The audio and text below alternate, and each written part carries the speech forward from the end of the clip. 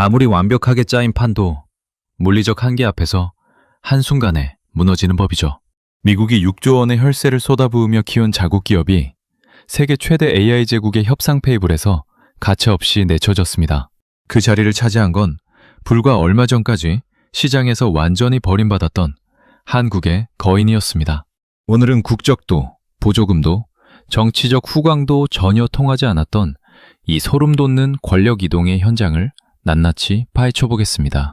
여러분, 세상에는 아무리 치밀하게 짜인 판도 단 한 번의 충격으로 완전히 박살나버리는 순간이 있습니다. 오늘 우리가 짚어볼 이야기가 딱 그런 경우죠. 미국 정부는 자국 내에 완벽한 반도체 생태계를 구축하겠다는 아주 야심찬 계획을 세웠습니다.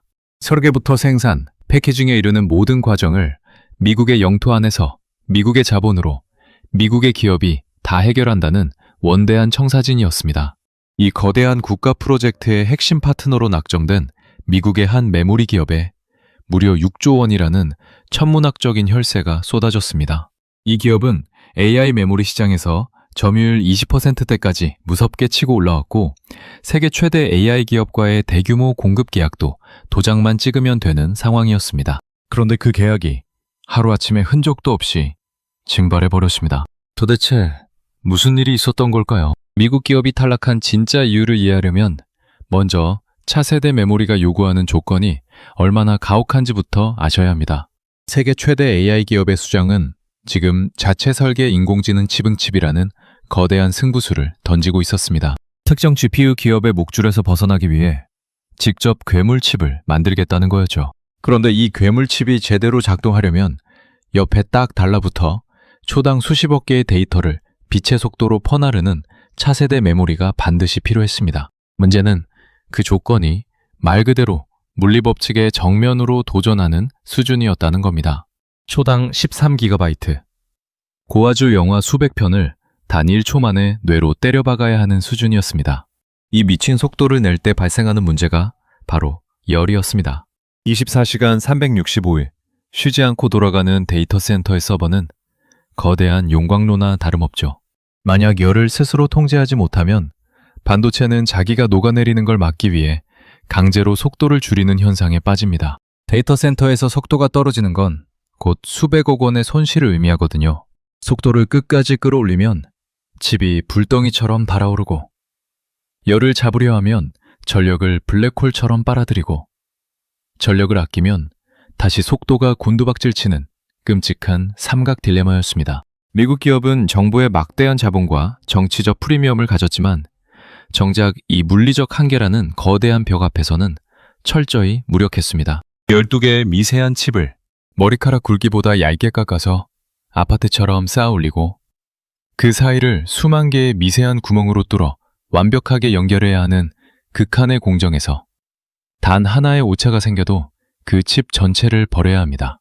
이 기업은 훌륭한 설계도를 그리는 데는 성공했을지 몰라도 그 설계도대로 오차 없이 수십만 개를 찍어내는 양상 수율을 확보하는 데는 철저히 실패했습니다. 고객사가 요구하는 공급 일정을 도저히 맞출 수 없었죠.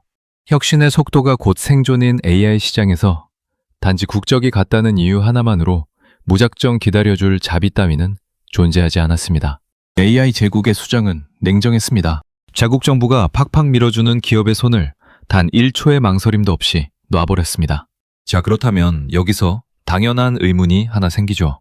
미국 기업이 물리적 한계를 극복하지 못하고 탈락했다면 왜 현재 AI 메모리 시장을 호령하며 압도적인 점유율 1위를 꽉 쥐고 있는 또 다른 한국의 메모리 거인은 그 자리를 끄지 못한 걸까요?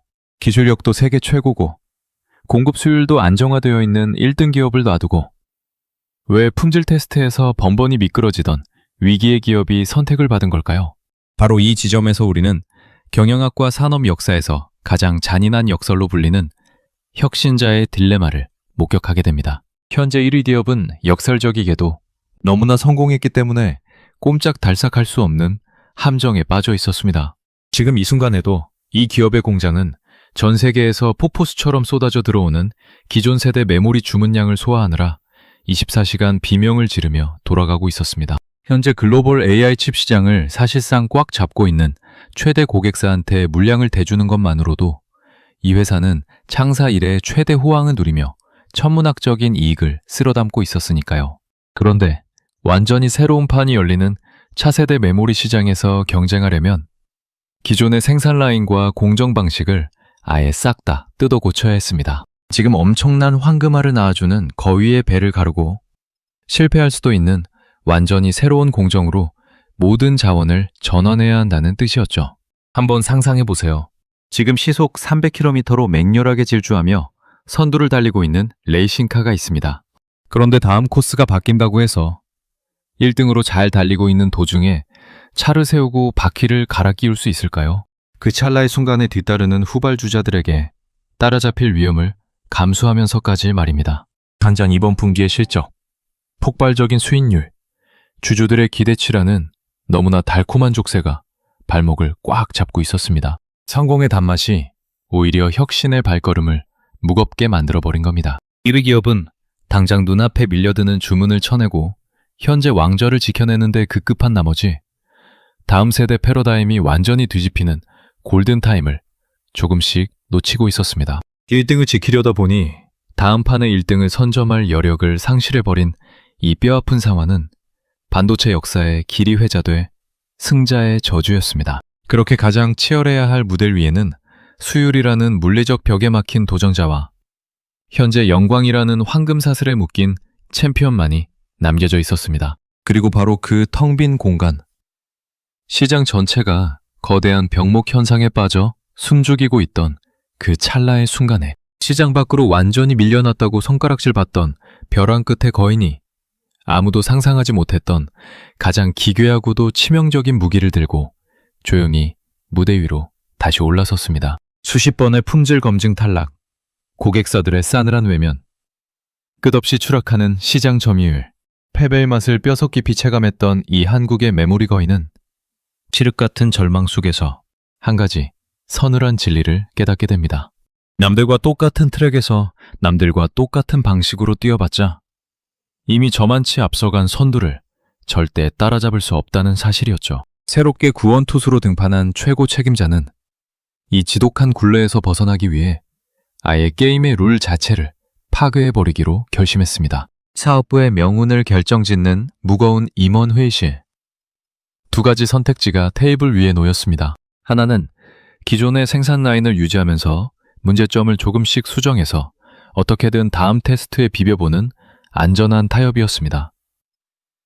그리고 다른 하나는 지금껏 수십 년간 쌓아온 모든 공정의 노하우를 쓰레기통에 쳐박고 반도체 가장 밑바닥 기초 소재부터 완전히 새로운 차원의 초미세 공정으로 싹 다 갈아엎는 미친 도박이었습니다. 후자는 말 그대로 기업의 목숨을 건 룰렛 게임이었습니다. 만약 새로운 초미세 공정을 도입했다가 수율 안정화에 실패하기라도 한다면 개발 기간이 엿가락처럼 늘어져서 시장 진입 타이밍을 영영 놓쳐버리고 회사는 수조 원의 천문학적인 손실을 떠안고 메모리 시장의 영원한 삼류로 전락할 수밖에 없는 말 그대로 벼랑 끝 전술이었습니다. 회의실이 차갑게 얼어붙은 가운데 누군가 조심스럽게 질문을 던졌습니다. 만약 이 전면 재설계가 실패하면 어떻게 됩니까?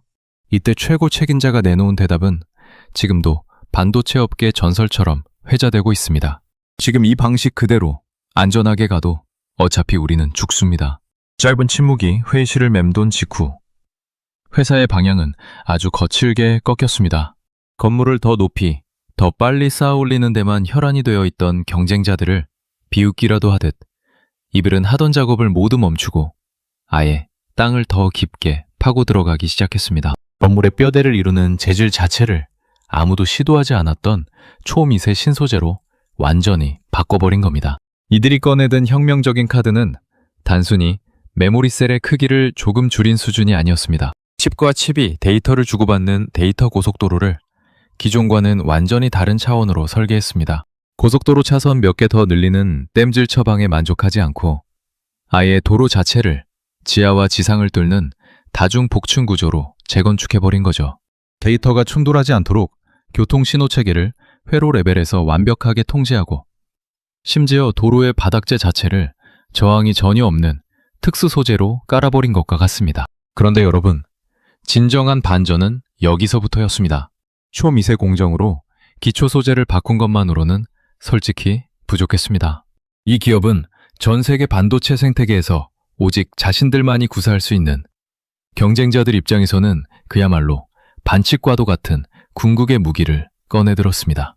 바로 메모리 반도체를 직접 설계하고 만드는 능력과 외부의 복잡한 칩을 위탁받아 정밀하게 찍어내는 파운드리 능력을 한 지붕 아래에서 모두 보유하고 있는 종합 반도체 기업만의 폭력적인 시너지였습니다. 차세대 메모리 칩을 수직으로 12단이나 쌓아 올리려면 가장 밑바탕이 되는 핵심층이 꼭 필요합니다. 사람들은 이 핵심층을 만들기 위해서 외부의 다른 위탁 생산 기업에 하청을 줬습니다. 설계도를 보내고 줄 서서 기다리고 서로 다른 회사의 기술 규격이 맞지 않아 오류가 생기면 다시 수정하고, 이런 지루하고 소모적인 핑퐁 게임을 무한 반복했죠. 하지만 이 회사는 달랐습니다. 자사가 세계 최고 수준으로 보유하고 있는 초정밀 파운드리 공정을 자신들이 만들고 있는 메모리의 밑바닥 구조에 그대로 때려박아 버렸습니다. 메모리 설계팀과 파운드리 공정팀이 완전히 하나의 몸통처럼 움직이면서 머리부터 발끝까지 단 한 치의 오차도 없이 완벽하게 연동되는 괴물을 창조해낸 겁니다. 결과는 어땠을까요? 그야말로 충격적이었습니다. 2개월이 걸리는 게 업계 상식이었던 고객사 성능 검증 테스트에서 이 기업이 제출한 칩은 단 한 번의 수정도 없이 원패스로 양산 승인을 받아버렸습니다. 현장에서 평가 결과를 받아든 엔지니어들은 숨을 죽였고 매가 고장난 게 아니냐며 스스로의 눈을 의심했다는 후문입니다. 발열은 흔적도 없이 억제됐고 속도는 고객사가 요구한 한계치를 가볍게 뛰어넘었으며 가장 큰 골칫거리였던 양산 수율은 기적처럼 제로에 추렴하고 있었습니다. 수년간 겪었던 탈락의 수모, 수십 번의 굴욕적인 수정 요구, 명운을 걸고 쏟아부은 수조 원의 투자가 단 한 번의 무결점 테스트로 증명되는 순간이었습니다. 자, 이제 가장 핵심적인 질문으로 들어갑니다. 이번 딜을 통해서 돈의 흐름과 권력의 무게 중심은 과연 어떻게 이동하고 있을까요? 먼저 누가 이 막대한 돈을 지불하고 있는지부터 보겠습니다. 바로 세계 최대의 AI 제국입니다. 이들은 지금 자체 AI 칩 개발에 수조 원, 외부 위탁 생산에 수조 원, 그리고 이 한국 거임의 차세대 메모리를 쓸어 담는데 또 수조 원의 피 같은 현금을 펑펑 태우고 있습니다. 왜 이렇게까지 하드웨어에 집착하는 걸까요? 현재 글로벌 시장을 독점하고 있는 특정 GPU 제왕의 목줄에서 벗어나기 위해서입니다. 지금 AI를 훈련시키려면 이 제왕이 만든 칩을 비싼 값에 굽신거리며 사와야 하고 그마저도 1년을 넘게 줄을 서야 겨우 받을까 말까 합니다. 만약 이 독점 기업이 공급을 끊거나 가격을 2배로 올려버리면 그 거대한 AI 제국조차 하루아침에 셔터를 내려야 하는 끔찍한 종속 상태인 거죠. AI 제국은 이 상태에서 탈출하기 위해 한국의 메모리 거인과 손을 잡고 독자적인 하드웨어 생태계라는 탈출구를 뚫어낸 겁니다. 그렇다면 누가 가장 큰 이익을 챙겨갑니까? 단연코 한국의 메모리 거인입니다. 이들은 이번 단독 계약을 통해서 올해 자사가 생산할 전체 차세대 메모리 물량의 약 15%를 AI 제국 한 곳에 몰아주게 됐습니다. 그뿐만이 아닙니다. 기존의 압도적인 1위 GPU 제왕, 그리고 맹렬히 추격하는 또 다른 팹리스 강자까지 글로벌 AI 반도체 시장을 3분하고 있는 가장 거대한 3마리의 용을 모두 자신의 고객사로 포섭해버렸습니다. 이건 단순히 매출이 느는 차원을 넘어섰습니다. 전 세계 AI의 뇌혈관에 자신들이 만든 메모리를 꽂아 놓음으로써 그 누구도 함부로 교체할 수 없는 대체 불가능한 인프라 지위를 확보해버린 겁니다. 한국 기업이 칩을 잘 만들수록 AI 제국은 강력해지고 AI 제국이 강력해질수록 다시 한국 기업의 메모리 수요가 폭발하는 완벽한 무한동력, 이익의 선순환이 완성된 거죠.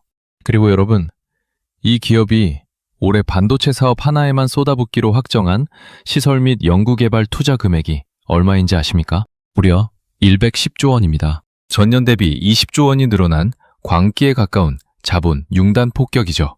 기술의 우위가 압도적인 자본을 끌어들이고 그 자본이 다시 후발주자들을 짓밟아버리는 압도적인 기술 격차를 만들어내는 이 무시무시한 플라이휠이 맹렬하게 돌아가기 시작한 겁니다. 기술로 진입장벽을 뚫고 자본으로 물량을 담보했습니다.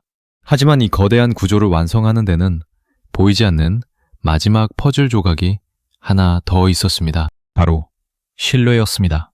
이번 계약이 체결되기 전, 기술이 완벽하게 검증되기도 전에 한국 거대 기업의 총수가 직접 태평양을 건너 AI 제국의 수장을 만났습니다.